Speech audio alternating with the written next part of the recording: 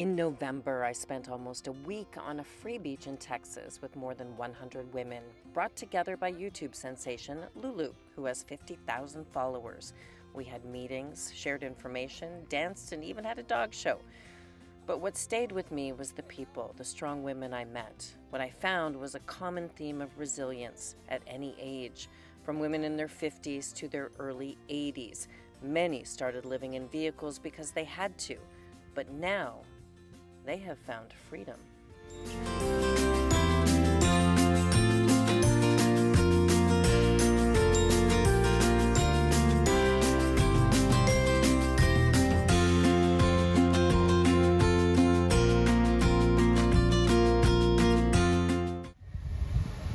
So Sharon, what's your last name? Copina.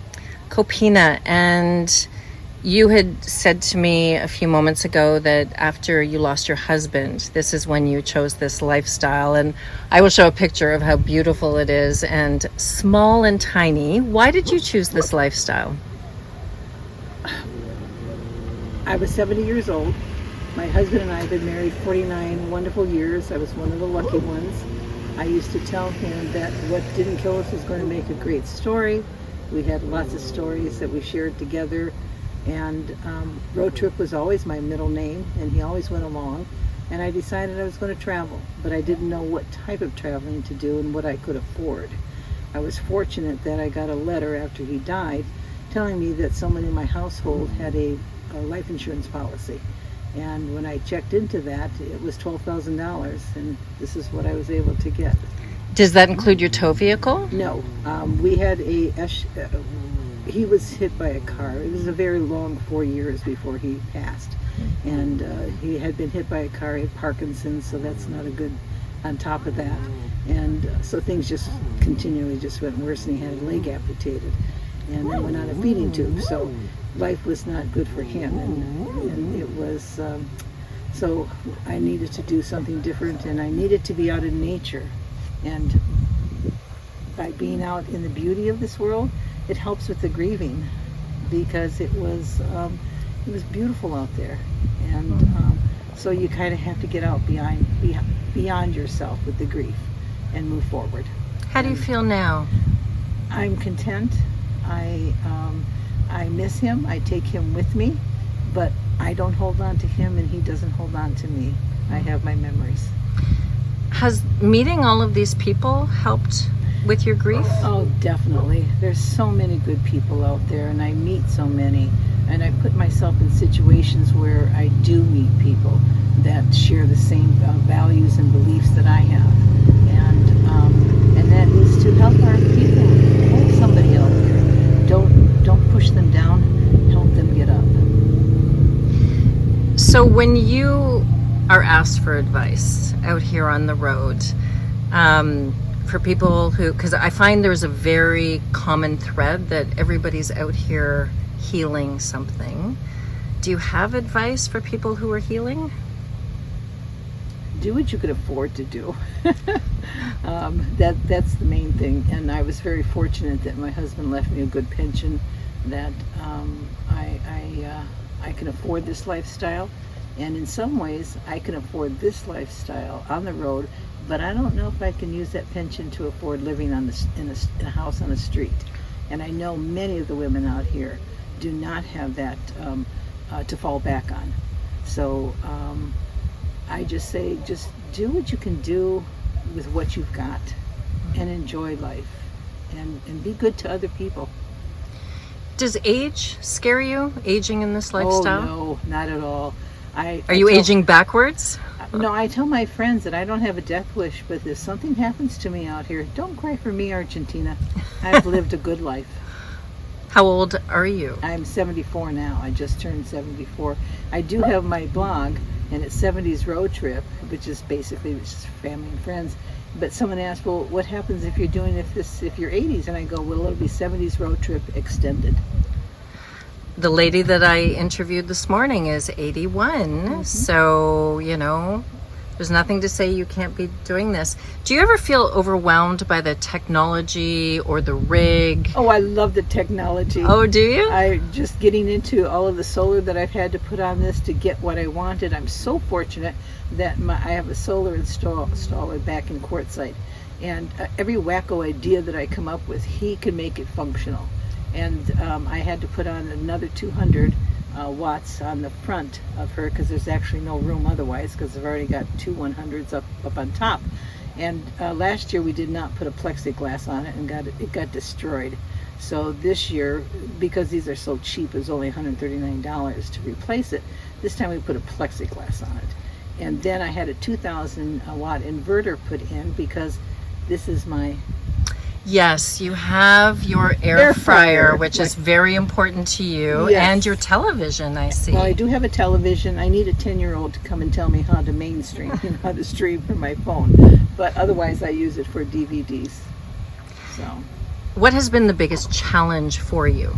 Sounds like you haven't had many. I have to tell you that in my lifetime, I had to come to the term of it is what it is. And that was with the passing of my husband, along with this health decline. Otherwise you go crazy, and I'm not going to go crazy the rest of my life. So having the problems that I had with my lock, having to sleep in my truck overnight, going to it and just decide I'm going to pay for a hotel room, I really envelop it is what it is, and don't get upset. And just to end on a positive note, a kind person helped you fix your lock and sent you on your way. Definitely. The manager of the hotel, and even after he fixed it, said, well, you don't have to stay here now. I go, no, I want to. Because I wanted to just kind of get my shower. I stopped at a restaurant. I had gumbo seafood, brought back some food for me. It was nice. And you have to take care of yourself out here. And if sometimes you can afford to do that. I also say I've got a credit card and I'm not afraid to use it. It was lovely to meet you, Sharon. Thank you very much. Be nice. Just be nice. There's nothing there, and I don't want to look over my shoulder, sort of thing. But trust your instinct and just leave. Your vehicle is a car key, and all you have to do is leave when there's danger. Have you had to do that? Oh yeah, but it's not a big deal. And I've left in the middle of the night in my bathrobe and left my rugged chair, but I was perfectly safe after that. So, houses can't do that. Was there a specific reason why you hit the road? I've lived my life always for other people, and excuse me, frog in my throat.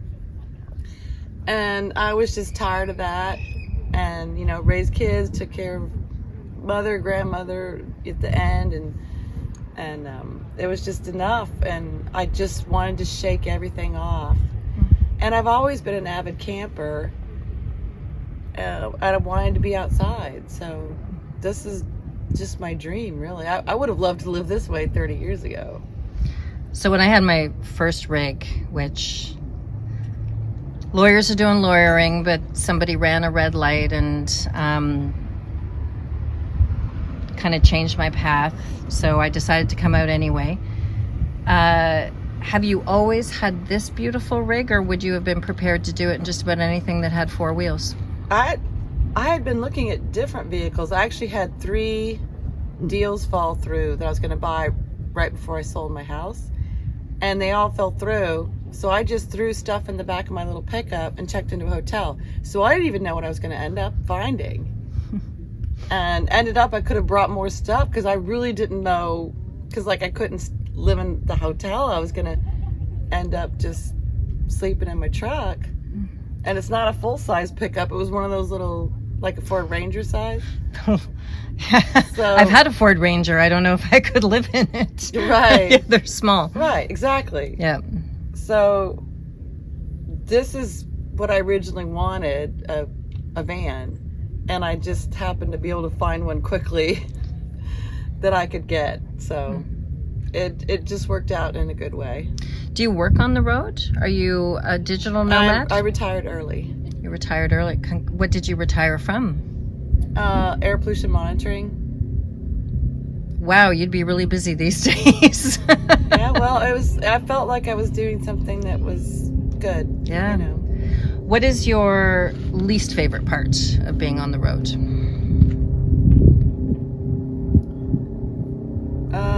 Finding a dumpster when they're all locked.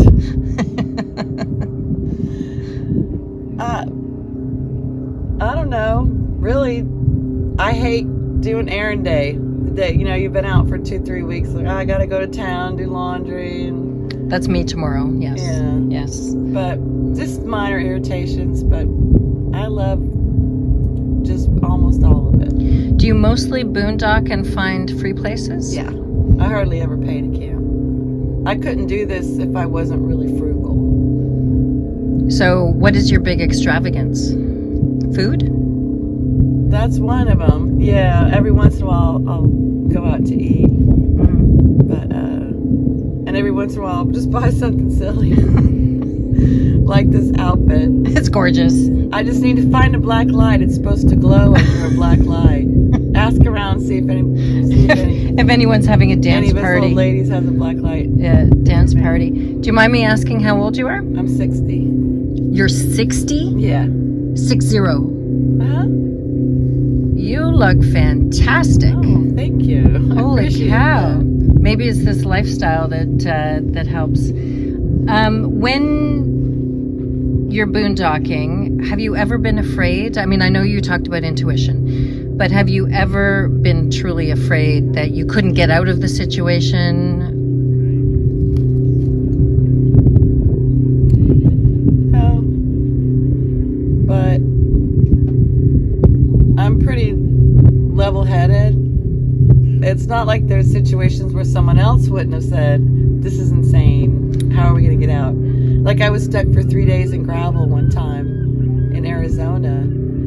And, some people would be like, what are we going to do? What are you going to do? No one can get us out. And my van it was so far in the gravel, it was like that. So the only bad thing about being stuck there really was sleeping at night because my van was like that. How did you get video? Welcome, Dion. Hello. You were working with the group and leading a YouTube discussion yesterday, but what is it that brought you to the road? I guess ultimately freedom. I wanted to travel and travel on a budget in my mind. Mm-hmm. And what better way to do that than to travel in a van, a car. Currently I have an SUV. I rented this minivan for this trip because I'm from New York and we're here in Texas, and I didn't think my baby could make it that far. But ultimately, I wanted freedom. I wanted to travel. I just wanted to see different things in different places, and traveling by plane, booking a hotel is very expensive, and plus I'm more comfortable actually in my van than in a hotel, believe it or not. So I thought, what better way to do that? And then I've been wanting to do it for maybe over a year. And then I was watching YouTube and I saw van lifers and I started saying, hey, I think I could do that. And then I stumbled across Lulu's channel. And when I saw her channel, I said, okay, she makes it look glamorous the way I would want to do it. Well, I was going to ask you about that because in our meeting yesterday, you talked about glamping, and Yes. you are the most stylish of all of us. Thank So you. are you able to do those two things together, maintain your sense of style, but also be out here where, there's one shower and 3 bathrooms? Are you able to accomplish that? Yes, I can. And I want to show others that you can live the way you want to live in your home. You can do it on the road as well. I mean, I bring my own shower. So I know we have a bathroom and a ladies' room here with a shower and a toilet. I'm self-contained. I have everything that I want here. So there's no need for me to go out and try to use the public restroom. And I want to, use my glass cup, this is what I drink with at home. So why shouldn't I use it while I'm on the road, you know. How do you keep it from breaking? And you know, my thought process is a glass. You know, it's not a family heirloom. So if it breaks, I'll just buy another one. You know, in that scheme of things, it's not that expensive. So, yeah. What do you get out of camping on a beach with more than 100 women over 6 days, 7 days almost? What brings you joy about that? Inspiration. It's inspiring to see all these women, however they choose to camp, just to see that they're doing it.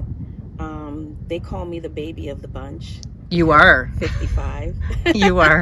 Well, I'm 56, so we're the close. Babies. Yes. But when they see me, most times they you know, the new ones that come on board, they don't even think that I'm 50. So I didn't think that you were 40. So yeah. Thank you. So I have to let them know. But it's just inspiration. The woman who's camping next to me, she's a nomad. She lives on the road full time, and she's 76 years old. Yeah. I aspire to just be that strong and agile and adventurous at that age. And I just think staying at home just keeps you all, you know, I have 2 grandchildren. I don't want to start walking around like the granny. You know what I mean? I want to be fun and vivacious for as long as I can. Well, you're succeeding. Yeah, thank you. The thing that I wanted to ask you about your YouTube channel is that you had indicated that you want to be the brand, because it's not just about camping for you. What does that mean to you? Because Lulu is a brand. Mm-hmm. We all know that. Right. She talks about cooking. She talks about living in her master bedroom, tiny living. Mm-hmm. But we all came to her, I think, Mm-hmm. because this is the life that she leads in van life. What is it that you want for yourself? Well, van life is important to me, but it is just a small piece of my life. I want to showcase my family. We go on trips together. I want to be able to show that on my YouTube channel without, you know, people saying, oh, it's only van life. You know, I want to show, again, my travels in and out of the van. I'm not going to say it. I'm never going to travel without the van and fly to a different country again. You know what I mean? I had the wonderful opportunity of going to Egypt for 2 weeks. I've been to Tulum in the jungles for a week. You know, I want to do more of that. I'm not saying that I'm not going to do that anymore because I'm in a van. Also, my spiritual journey. I want to showcase that for those women who are, you know, just interested and just, you know, want to change their path or, you know, expand on their path. You know, I just want to, you know, just showcase, you know, what the things I do, whatever it is I do. Congratulations, you're doing it. Thank you. You're doing it. Thank you.